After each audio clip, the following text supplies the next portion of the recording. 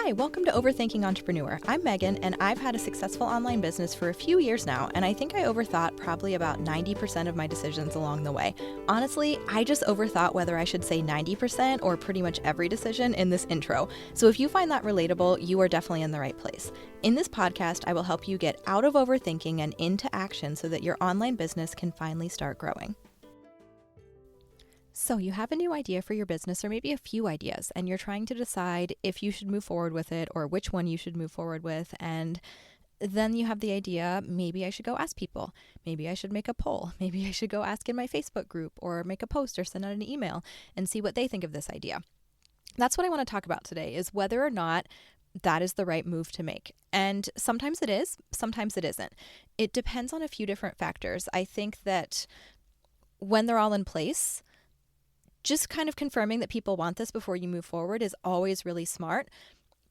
But there's a lot of ways that this can go sideways if you don't kind of know how to do it the right way. And that's what I want to talk to you about, is 3 questions to kind of ask yourself to make sure that you should even ask. And then if you are going to ask, how to do it the right way. Because I have done this a lot over the years, and I have learned a lot about what does work, what doesn't work. The way that you ask the question makes a big difference. And so I want to just help you kind of solidify if you should be asking. And then if you are, how do you go about doing that the right way? So I think that this obviously is something that you've probably heard me talk about a lot, that I pretty much always run my ideas by people, and I don't usually proceed with something if people don't seem to be responding to it. And so obviously, it's something that I support and think is a good idea. I do it myself. Especially when you're someone like me who has a lot of ideas. If anything, I have too many ideas. Sometimes I talk to people and they say, I don't know, I just don't feel creative or have a really hard time coming up with ideas. And I'm always like, really? Not in a judgy way. It just is like so foreign to my brain because I always have a million ideas, more ideas than I could ever possibly execute properly. And that's where I get stuck. And so sometimes it helps me to figure out, should this idea go on the list? Is it a keeper, or should it be tossed aside? There's a lot of ideas that I've never used. Or sometimes I have multiple ideas and I know that I want to do all of them and I'm trying to decide which one to do first. And so it can sometimes be helpful to get feedback on that as well. So I am a big proponent of asking for that feedback before you get too far into the process, because there is nothing worse than putting your heart and soul and hours of hard work into something only to tell people about it and no one signs up. It's heartbreaking. It's frustrating. I've been there. I think every single person who's ever been brave enough to launch something, whether that's a product, whether it's a challenge, whether, whatever it may be, anyone who's ever been brave enough to put an idea out into the world has probably experienced that crickets, no one signs up launch, and it's not fun. So I think that this can be a really valuable tool to just confirm with people, is this an idea? Is this a concept that you're interested in? But I think that in order to make it valuable, there's a few things that you need to look at. So the first thing that you need to look at is, would you be asking the right people? Who is in your audience right now? And are they the people that you want to have in your audience? So this is going to depend on the stage of business that you're at. If you just started your business, or maybe you've been doing your business for a while, but you haven't really figured out your brand, you haven't really figured out your ideal client, you haven't been growing your network with the right people. Let's say that you have a Facebook group full of your friends and family who joined to do you a favor. Or you're just adding random people to your friends list because you know that you need more numbers, but there's really no rhyme or reason to it. You're just adding people. I would not go into a group like that and ask for feedback, because those are not the right people to be asking. Those are people who are there because they did you a favor. They are people who are there because, maybe they care about you, but they don't necessarily care about your business. You have to make sure that when you are getting the feedback, that you're getting the feedback from the people who would realistically want to sign up. There are a lot of people, and very well-meaning people, and I'm pretty sure I've talked about this in the podcast before, and I probably will again, because it's really important to keep in mind. Well-meaning people, they are not trying to steer you wrong, but a lot of times they don't know what they're talking about. And you can throw an idea out there and they can say, yeah, that sounds like a great idea. But that doesn't mean that they're going to sign up for it. And that doesn't mean that they know enough to tell you if it's a good idea. So you have to make sure when you're asking that you're asking the right people. I'm in a lot of business Facebook groups that I use for networking, and I'll see people go in there all the time and say, hey, I'm thinking about creating a program that helps you scale your business. Would you want this? And it's like, well, first of all, of course, everyone in this group has a business and they probably want to scale their business. Maybe not everyone, right? There's probably some people that don't want to scale, but a lot of people in this group are probably looking to scale. So if you ask them, hey, are you interested in learning to scale? Of course, they're going to say yes.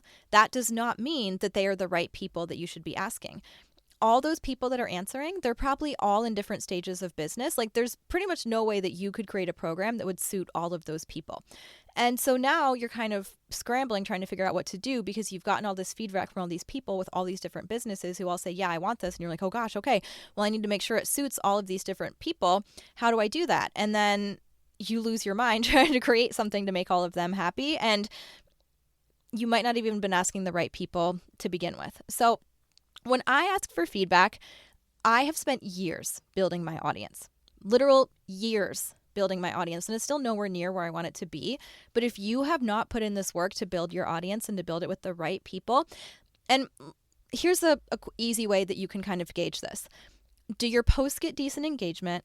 And are your sales decent? They don't need to be record-breaking, earth-shattering. I'm not saying you need to have 1 million comments or 1 million sales. But if you're not getting any engagement and you're not getting sales, there's a disconnect somewhere, and it's probably that you don't have the right people in your audience. So if you go into a group of people that already aren't buying from you, and then you try and ask them what they want, and this is why this happens, right? You're like, well, they're not buying.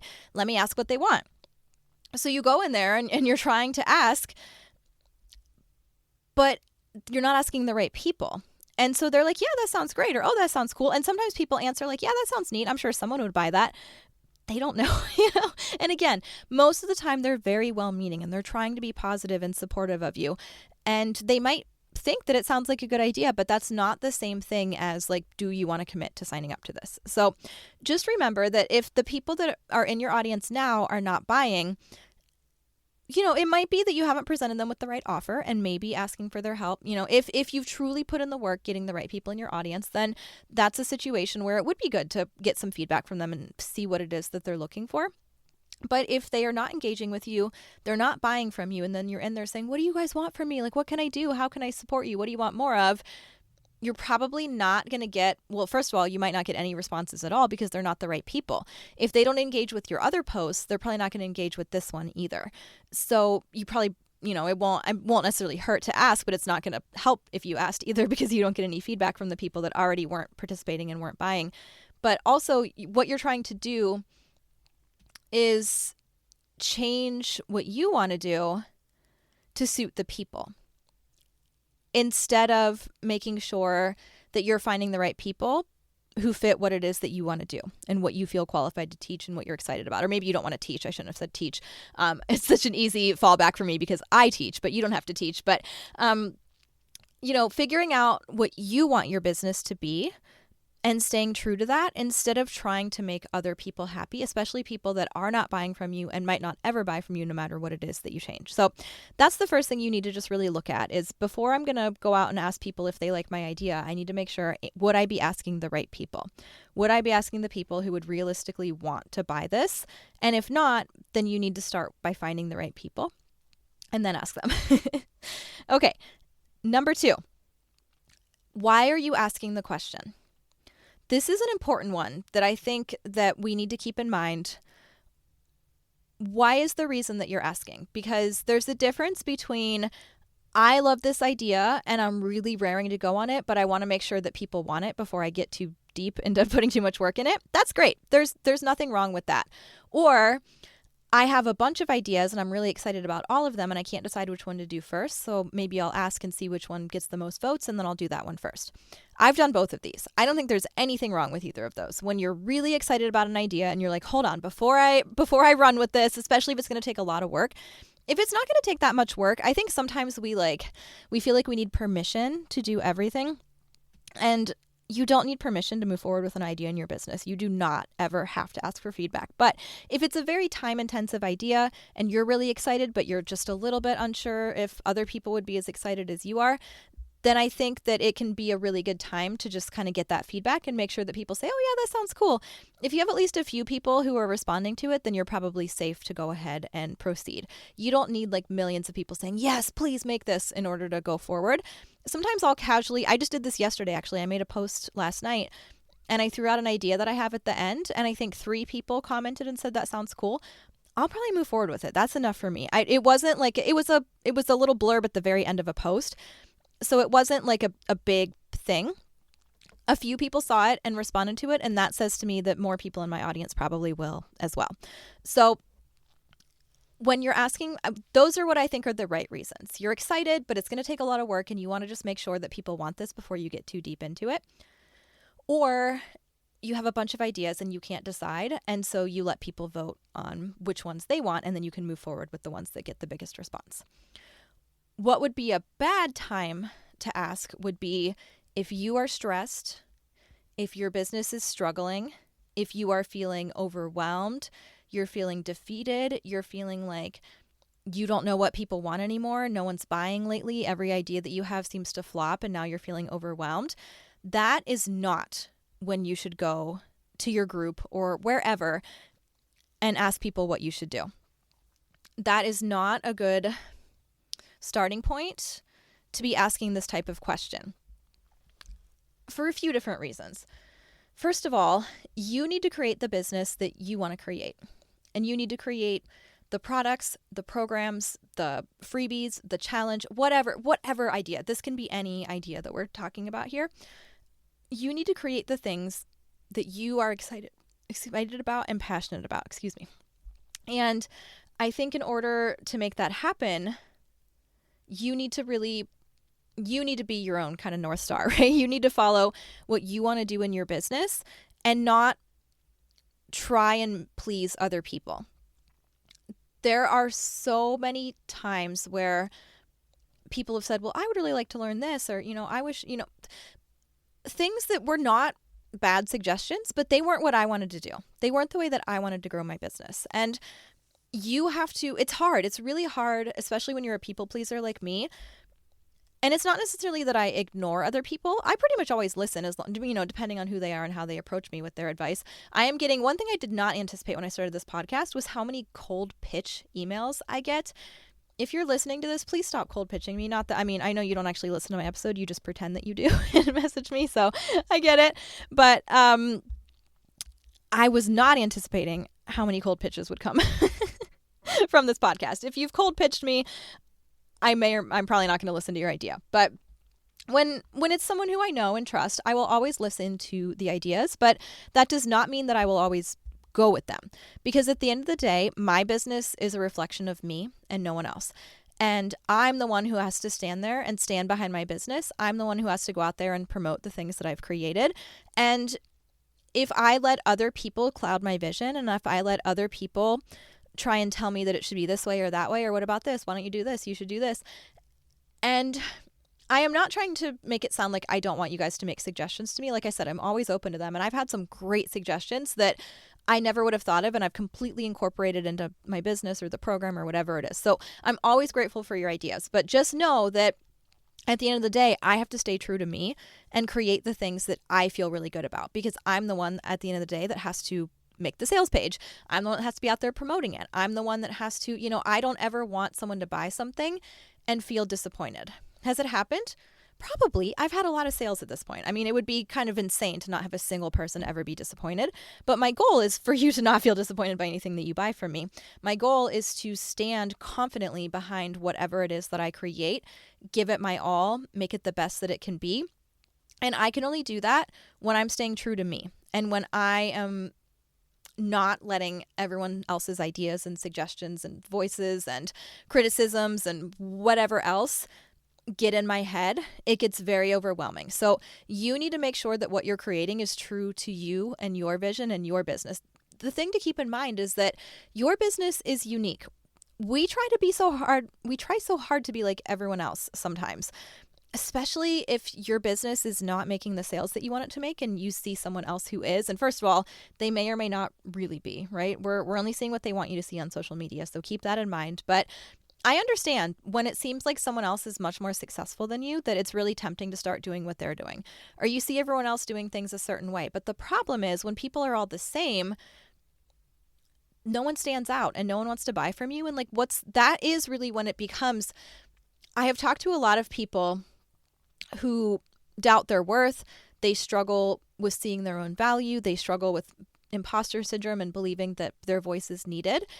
And I understand it, but I think that when you're staying true to yourself, there's no one else out there who's going to create exactly what you will create. I just helped someone create an awesome lead magnet last week. I'm so happy with how it came out. And not that I'm trying to take the credit. She did it. I just made a few suggestions, but it turned out incredible by the time we got done. And I was so excited. And no one else could have made that but her, because there's so much of her in it. And that's what we need. There's so much sameness out there these days. I feel like everywhere I look, people are saying the same things in the same way, creating the same programs for the same prices. Like everything is the same. And I know I have a lot of network marketers in my audience. That's always been a struggle for you guys, is, you have the same products for the same prices as everyone else. And so figuring out how you can be different and unique is what's going to help you stand out and make those sales. If you're trying really hard to be like everyone else and then you're feeling frustrated, it's, what is the point of someone buying yours? Or even if it's a free thing we're talking about here, this doesn't necessarily have to be a paid thing that we're discussing, but why should someone sign up for your challenge or join your group or join your email list or download your free PDF guide when there's so many others out there? If yours looks just like everyone else's, then why would they want yours?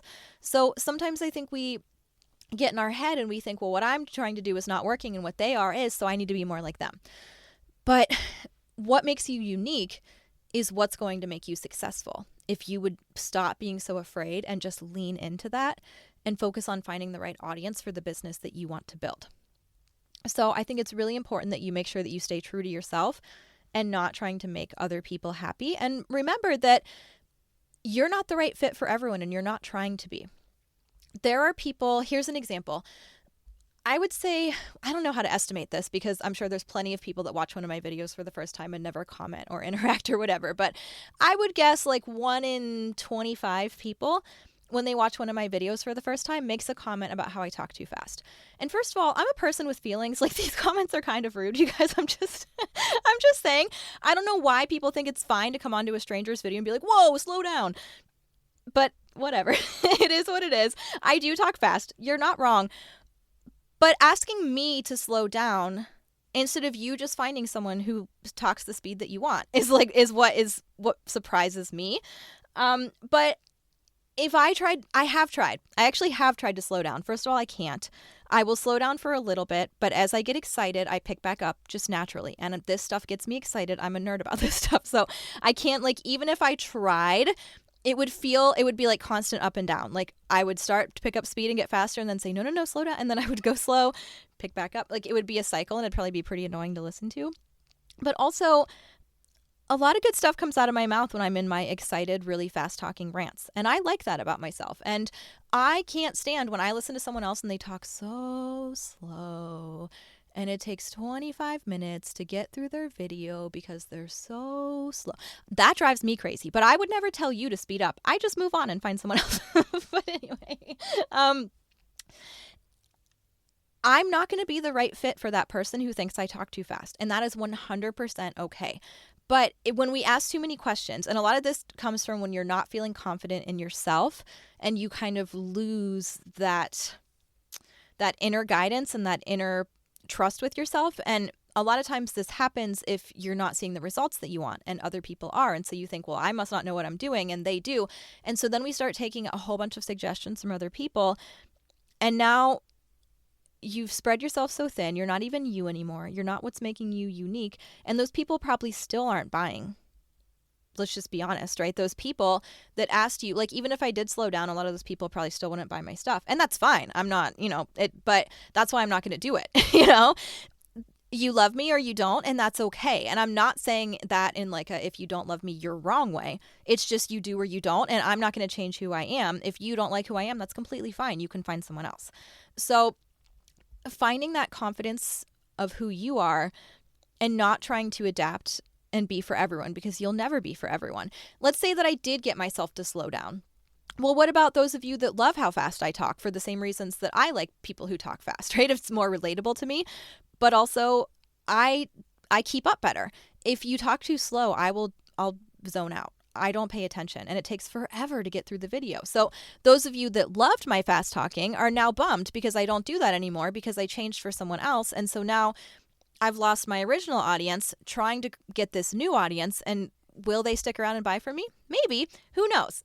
So that's, again, you have to just grain of salt with a lot of this stuff and make sure that you're asking for the right reasons. And that's why I wanted to talk about this. And then the other thing that you have to just keep in mind is if you are really stressed out, if you're struggling, if you've basically entered panic mode of how can I make sales? This is never the right time to go crowdsourcing ideas, okay? And I understand, I've been there. I'll just be honest with you. I've been there. We've all been there. Things don't seem to be selling as well as they used to for whatever reason. And you're kind of stressed out and you've got bills to pay, or you're going to lose your rank, or maybe it's just you're feeling frustrated because it feels like your business is going backwards kind of thing. And you're like, what is going on? What can I do? And I understand how it's really tempting to ask, like, what do you guys want? Now, first of all, if you just ask, what do you guys want? They don't know. Or they might think they know, but they might not know the right answer. I know I use this example all the time, but a lot of times if I would say, what do you guys want? You would say back to me, I want more customers, or I want to make more money. Okay, great. But what you actually need to be able to do that, you may or may not be able to articulate what it is. So a lot of times just asking people like, what do you want from me? They don't know. They don't know how to answer that. That should be your job, figuring out what you can offer that's going to help them. But when you are in that place of overwhelm, sometimes we try to like outsource our creativity and like, I don't know, let's just see what people want from me. Let's ask. But they're not in your brain. They don't know your knowledge, your experience, the things that you're passionate about talking about. They don't know any of that stuff. And they can take their best guess at what they want, but they may or may not know. You know, sometimes when I just say, hey, what are you guys struggling with right now? Or what do you want help with? Sometimes the answers people give are things that I could never help with even if I wanted to. So you might not actually get very helpful answers asking that kind of question. But also, whenever my mindset has been, I want to make some sales. What do I think I should put out there that's going to make money? It never makes as much money as an idea that I'm just genuinely excited about. When I focus on what do I think will sell. And be honest with yourself, if you've been in this headspace before, if you're in it right now, I get it. I just want to make sales. I don't know, things are not working. I really want to make more sales and I don't know what people want from me anymore. So I think I need to ask. This is not the right time, because you need to show up confidently as a leader with the thing that you're really excited about in order to get other people excited about it. And when you're coming from that place of stress and fear and someone, please just tell me what to do, that's just not how entrepreneurship works. So you need to figure out what can you do to get yourself back into that creative place. And my number one suggestion would always be to get some support. Hire a coach. I offer really affordable voice message coaching if your schedule is really busy. I have a membership. I have a lot of different ways that I could give you this support, but it doesn't have to be with me. Find it with anyone. But rather than turning to your Facebook group or your email list and asking, what do you want from me? And getting either nothing or really confusing answers that don't help you, instead, find someone who has done what you want to do. Find someone who's ahead of you in business so that they can help you get where they are. That is a much better strategy than like panicking and trying to ask people what you should do because they don't know either. But someone who's been where you are can guide you much more easily. So that's number 2. Why are you asking? Make sure that you're asking for the right reasons. And then number 3, is there a possibility that you could be mad about the outcome? If there is, you should not ask. So let me explain what I mean by that. If there is one choice that, like, let's say that you're going to make a poll or you're going to give, I'm thinking about doing this, or this, which one do you want me to do? If there is one of those choices that you would be disappointed if people either do or don't vote for. So let's say you give them 3 choices, but there's one that you really want to do and you're hoping that's what they vote for. Don't do that.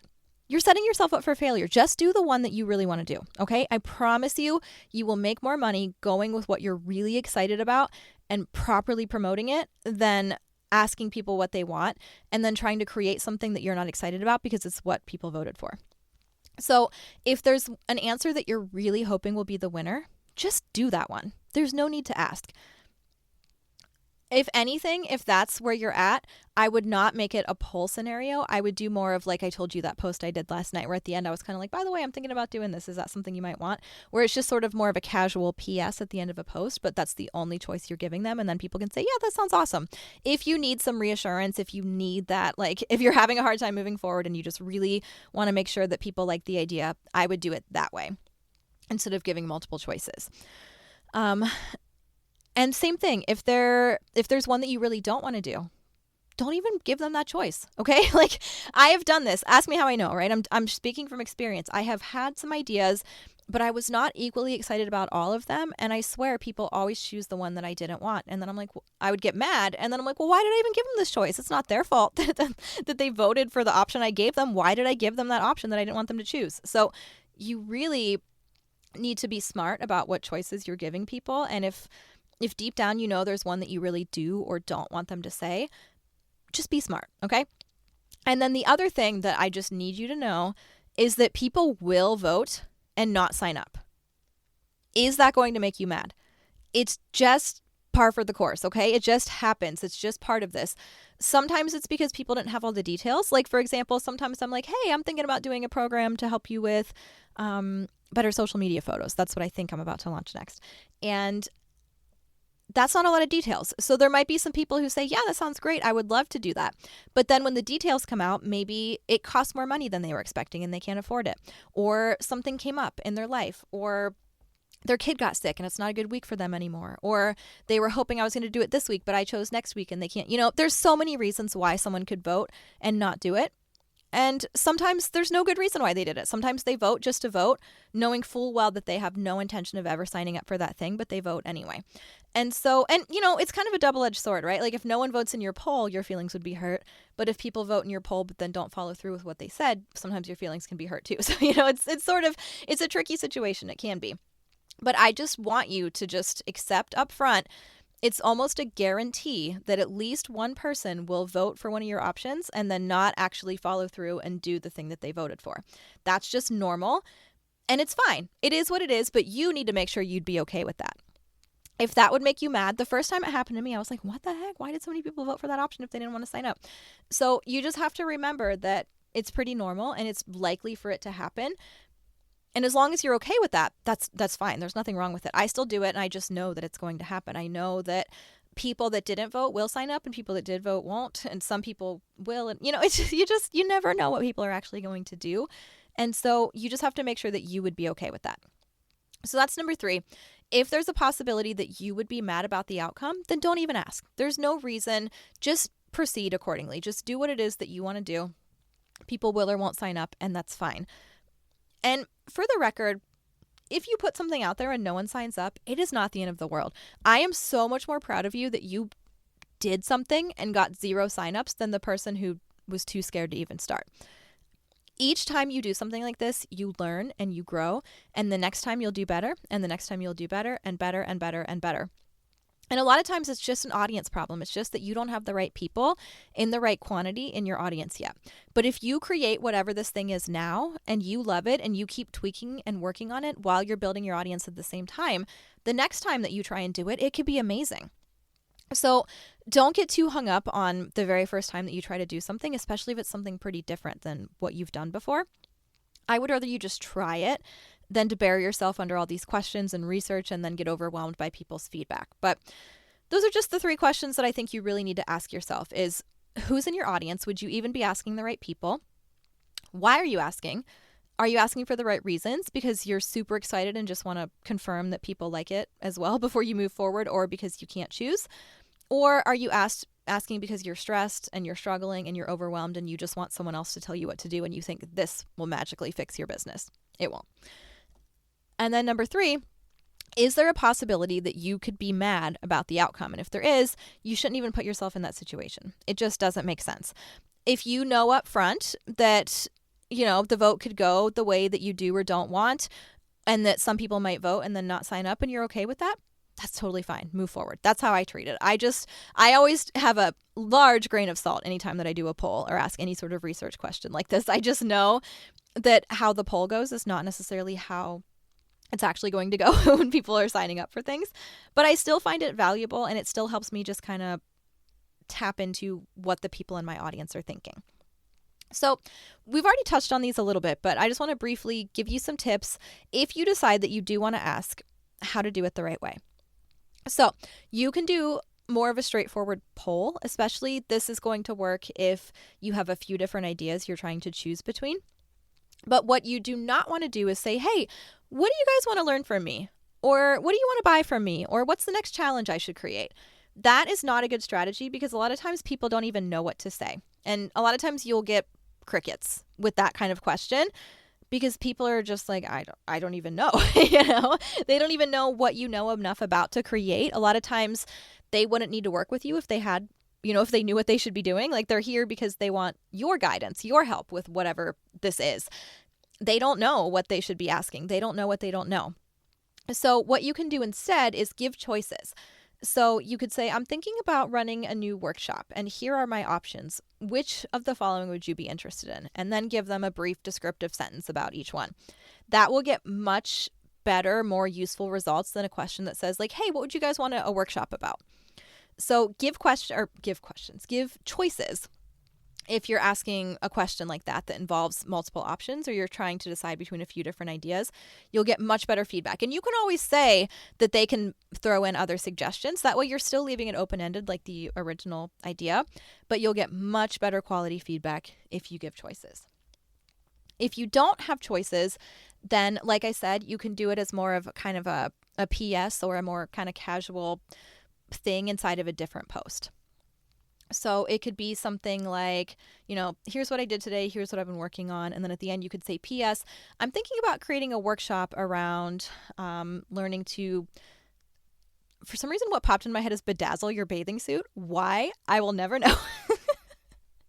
I did have a bedazzler back in the day, but I don't think I ever bedazzled a bathing suit. Whatever. We're sticking with it, okay? So P.S.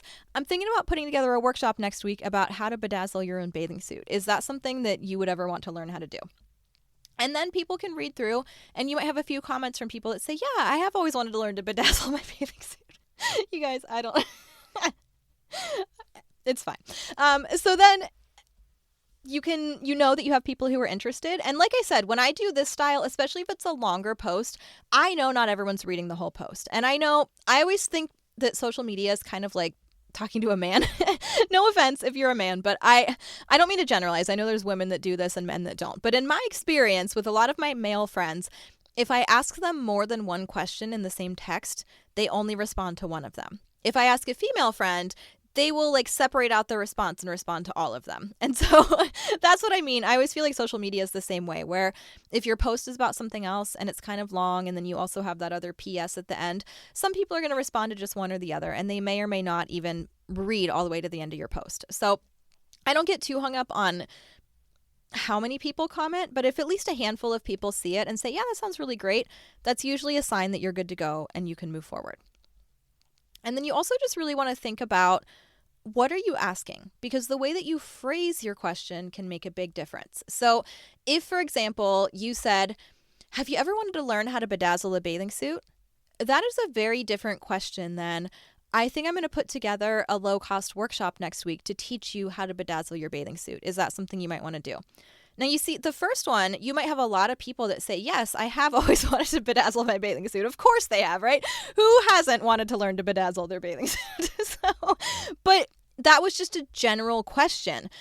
You didn't say anything about your workshop. You did not say that it would cost money. You didn't say anything like that at all. So then if you turn around and you create that workshop and then people don't sign up for it and you get mad and you say, well, I asked the question and a whole bunch of people said yes, you kind of did. You asked if it's something in general that they're interested in. There's a lot of things that I'm interested in learning, but that I'm not interested in learning to pay for. And that's just the reality for a lot of people. There's things that they might say that they want, but they aren't willing to put in the work. That I want to learn to sew. I have a sewing machine in my basement. It has been there for years. I have not learned to do it. I have the equipment. I'm not swimming in time by any means, but I could make the time. If I really, truly wanted to, I could carve out 10 minutes a day to sit down at that sewing machine and learn. But I'm just not. It's just not a priority in my life right now. It's something that, yes, I would answer the question. Yes, I would love to know how to sew. Would I pay for the thing and follow through and attend the classes? Probably not right now. There's a lot of things like that in your life, in all of our lives. And so if you ask a very general question and then you turn around and try and make it a paid thing or even a free thing, sometimes free things still cost time and effort, right? Like, and especially if you've created a very in-depth free thing, it's like, okay, I'm going to teach you all how to bedazzle your bathing suits in this 45-day long free workshop that's only 2 hours a day. I don't have time for that. I just, even though it's free, it does not mean that it's something that I would want to do or still definitely sign up for. So you need to really think through, what are you asking? Now, you don't need to say, I'm thinking about doing this workshop on this date at this time for this cost and this price and blah, blah, blah. Is that something you would want? You don't have to go that far, but you do need to make it clear that if it's going to be a paid thing, this is going to be a paid thing. Like, you need to just make sure that you're asking the real question, because you don't want people to feel frustrated. Well, first of all, if you did that, like, let's say that you made that post and then you messaged everyone who said yes, and you said, hey, I'm doing a bathing suit bedazzling workshop next week. Here's the link. It's only $75. Do you want to join? And they're all like, oh, no, thank you. And then you're like, but they all commented on the post. And now you're feeling frustrated. But that's not really, like, it's almost a bait and switch. They were just answering an innocent question. And now you're mad at them for not signing up for your workshop. And they're like, what? What just happened here?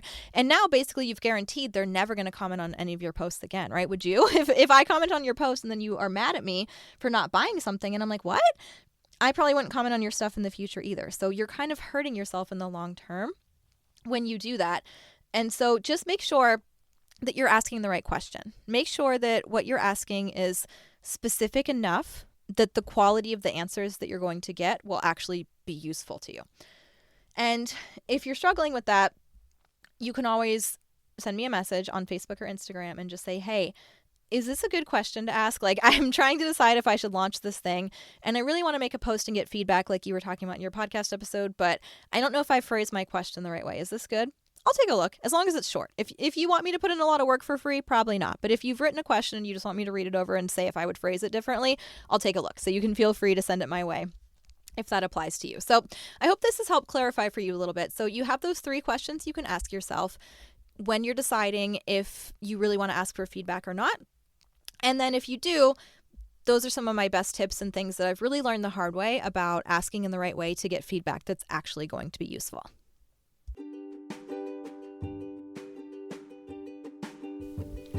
I hope this episode inspires you to go take action on something you have been overthinking. As much as I wish you could, you cannot think your way to success, so promise me you're going to go take some action today.